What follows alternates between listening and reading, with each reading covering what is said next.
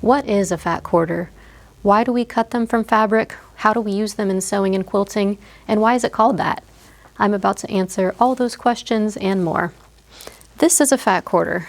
So if you cut a piece of fabric in the way that I'm going to show you, it will look like this. And this is a fat quarter. These are often sold alone as a quick grab and go piece of fabric, and they're often bundled with others. You'll see them a lot bundled with all the others in its collection. So why is it called a fat quarter? Let's start there. If we unroll one of these bolts of fabric, I can explain a little more. Our fabric is 44 inches wide. You can see it's doubled here. If we were to cut 1/4 of a yard, it would be 9 inches. 36 divided by 4 is 9. So a 9-inch piece would give you 1/4 yard.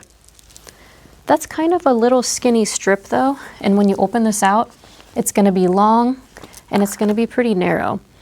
So that's not the most usable piece of fabric. It's kind of a weird super long rectangle. So there's another way to cut 1/4 yard, and it's called a fat quarter.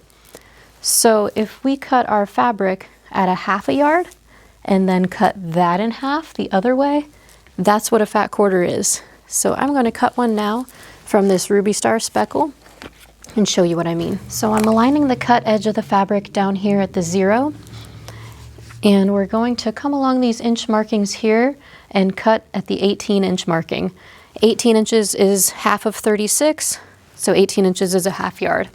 So we'll cut at the 18 inches.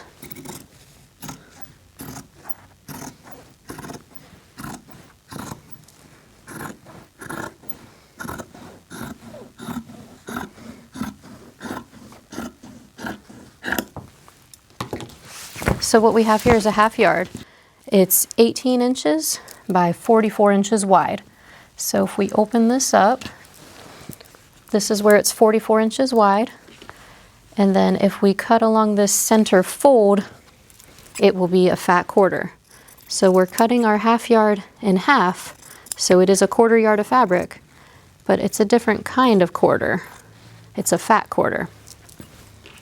But it's still the same number of square inches as the regular 1/4 yard.